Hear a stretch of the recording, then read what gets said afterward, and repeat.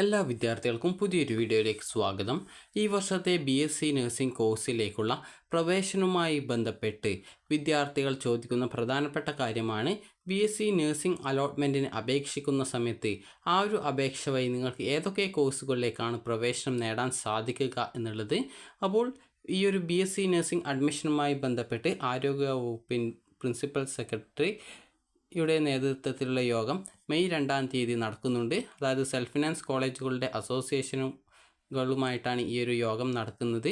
അപ്പോൾ നിലവിൽ കേരളത്തിലെ ധനകാര്യ വകുപ്പ് മുൻ വർഷങ്ങളിൽ അപേക്ഷ ക്ഷണിച്ചപ്പോൾ, അതായത് ഈ ഒരു BSc നഴ്സിംഗ് സെൽഫ് ഫിനാൻസിങ് കോളേജുകളുടെ അസോസിയേഷനുകൾ നടത്തിയിട്ടുള്ള അലോട്ട്മെൻറ്റുകളിലേക്ക് അപേക്ഷ നൽകിയിട്ടുള്ള വിദ്യാർത്ഥികളുടെ ആ ഒരു അപേക്ഷാ ഫീസിൽ നിന്നും നിശ്ചിത ശതമാനം, അതായത് 18% GST തുക ഗവൺമെൻറ്റിലേക്ക് അടക്കണം എന്ന് പറഞ്ഞുകൊണ്ട് നോട്ടീസ് നൽകിയിട്ടുണ്ടായിരുന്നു.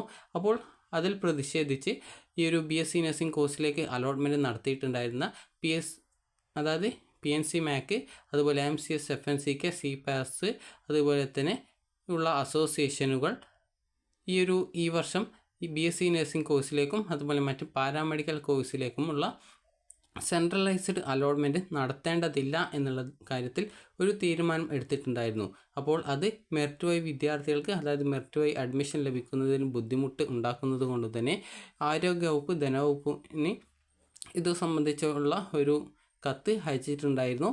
അപ്പോൾ ഇതുമായി ബന്ധപ്പെട്ട് ആരോഗ്യവകുപ്പും അതുപോലെ തന്നെ സെൽഫ് ഫിനാൻസ് കോളേജുകളുടെ അസോസിയേഷനും ഈ ഒരു മെയ് 2-ാം തീയതി ആരോഗ്യവകുപ്പ് പ്രിൻസിപ്പൽ സെക്രട്ടറിയുടെ നേതൃത്വത്തിൽ ഒരു യോഗം നടക്കുന്നുണ്ട്.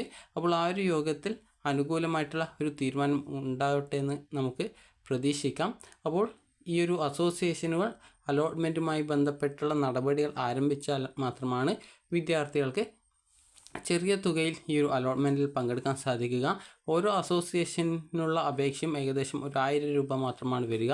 അസോസിയേഷൻ ഈ ഒരു അലോട്ട്മെൻറ്റുകളിൽ നിന്ന് പിന്മാറുകയാണ് എങ്കിൽ വിദ്യാർത്ഥികൾക്ക് അതൊരു വലിയൊരു ബാധ്യതയായിരിക്കും. അതായത് ഓരോ കോളേജിലും 1000 രൂപ അല്ലെങ്കിൽ 800 രൂപ വെച്ച് ഫീസ് അടക്കുകയാണെങ്കിൽ തന്നെ ഏകദേശം 100-150 കോളേജുകളിലേക്ക് ഏകദേശം 1,50,000 രൂപ അപേക്ഷാ ഫീസിനത്തിൽ മാത്രം ചിലവും. അതൊരു വളരെയധികം ബുദ്ധിമുട്ടുമാണ്, അതുപോലെ പ്രായോഗികമായിട്ടുള്ള ഒരു കാര്യവുമല്ല. അപ്പോൾ അതുകൊണ്ട് തന്നെ ഈ ഒരു അസോസിയേഷനുകൾ ഇത്തവണ ഈ ഒരു അലോട്ട്മെൻറ്റ് നടപടികളിൽ പങ്കെടുക്കും എന്നാണ് ഇപ്പോൾ പ്രതീക്ഷിക്കുന്നത്. അപ്പോൾ ഇതുമായി ബന്ധപ്പെട്ടുള്ള ആ ഒരു യോഗ തീരുമാനങ്ങൾ മെയ് 2-ാം തീയതിക്ക് ശേഷം അറിയാൻ സാധിക്കും. അപ്പോൾ ഈ ഒരു BSc നഴ്സിംഗ് കോഴ്സുമായി ബന്ധപ്പെട്ട് വിദ്യാർത്ഥികൾ ചോദിച്ച കാര്യമാണ്, BSc നഴ്സിംഗ് കോഴ്സിലേക്ക് മാത്രമാണോ ഈ ഒരു അപേക്ഷ വഴി നിങ്ങൾക്ക് അലോട്ട്മെൻറ്റ് കിട്ടുക എന്നുള്ളത്. അപ്പോൾ നിങ്ങൾക്ക് BSc നഴ്സിംഗ് കോഴ്സ് മാത്രമല്ല, BSc നഴ്സിംഗ്, അതുപോലെ BSc MLT, ഇതൊക്കെ ഡിഗ്രി കോഴ്സാണ് BSc എന്ന് വരുന്നത്. അതുപോലെ BSc perfusion technology, BSc MRT എന്ന് പറഞ്ഞാൽ മെഡിക്കൽ റേഡിയോളജിക്കൽ ടെക്നോളജിയാണ്. അതുപോലെ തന്നെ ഒപ്റ്റോമെട്രി, അതായത് BSc ഒപ്റ്റോമെട്രി, അതുപോലെ BPT, അതായത് ബാച്ചലർ ഓഫ് ഫിസിയോതെറാപ്പി, അതുപോലെ തന്നെ bachelor of audio and speech language pathology, അതായത് BAHLP, അതുപോലെ bachelor of cardio vascular technology BCVT, അതുപോലെ തന്നെ ബാച്ചലർ ഓഫ് ഡയാലിസിസ് ടെക്നോളജി, അതായത് BSc DT, അതുപോലെ തന്നെ bachelor of occupational therapy BOT എന്നിങ്ങനെയുള്ള കോഴ്സുകളിലേക്ക് പ്രവേശനം ലഭിക്കും. ആദ്യം BSc നഴ്സിംഗ് കോഴ്സിലെ സീറ്റുകളാണ് ഫില്ല് ചെയ്യപ്പെടുക.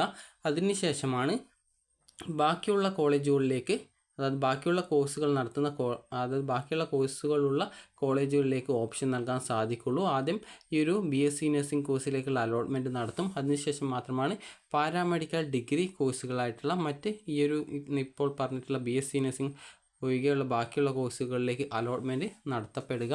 ഗവൺമെൻറ് കോളേജിൽ വിദ്യാർത്ഥികൾക്ക് അലോട്ട്മെൻറ്റ് ലഭിക്കണമെന്നുണ്ടെങ്കിൽ ഏകദേശം 295 ഇൻഡെക്സ് മാർക്ക് നിങ്ങൾക്ക് വേണം. അതായത് 295 മുകളിൽ ഇൻഡെക്സ് മാർക്ക് ഉണ്ടായിരിക്കണം.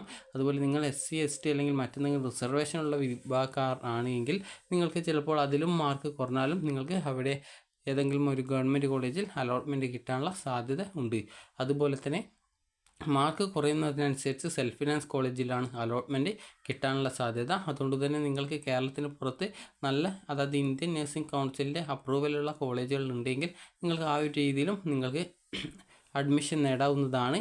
ഇപ്പോൾ ആന്ധ്രാപ്രദേശിൻ്റെ ആ ഒരു നഴ്സിംഗ് കോളേജുകൾ നിങ്ങൾക്ക് അതായത് പ്രൈവറ്റായിട്ടും അഡ്മിഷൻ നേടണമെന്നുണ്ടെങ്കിൽ ആന്ധ്രാപ്രദേശിൻ്റെ ഒരു എൻട്രൻസ് എക്സാം നടക്കുന്നുണ്ട്. അതിന് നിങ്ങൾക്ക് 30-ാം തീയതി വരെ അപേക്ഷിക്കാം.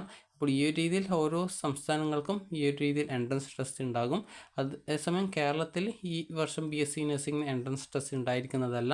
നിങ്ങളുടെ +2വിൻ്റെ ഫിസിക്സ്, കെമിസ്ട്രി എന്നിവയുടെ മാർക്ക് അടിസ്ഥാനത്തിൽ മാത്രമാണ് ഈ വർഷവും BSc നഴ്സിംഗിലേക്കും അതുപോലെ മറ്റ് പാരാമെഡിക്കൽ കോഴ്സിലേക്കുമുള്ള അലോട്ട്മെൻറ്റ് നടത്തപ്പെടുക.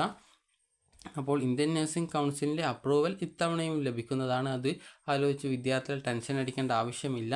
അപ്പോൾ വിദ്യാർത്ഥികൾക്ക് ഈ ഒരു വീഡിയോ ഉപകാരപ്രദമായിട്ടുണ്ടെന്ന് കരുതുന്നു. ഉപകാരപ്രദമായിട്ടുണ്ടെങ്കിൽ ലൈക്ക് ചെയ്യുക, ഷെയർ ചെയ്യുക. Thank you for watching.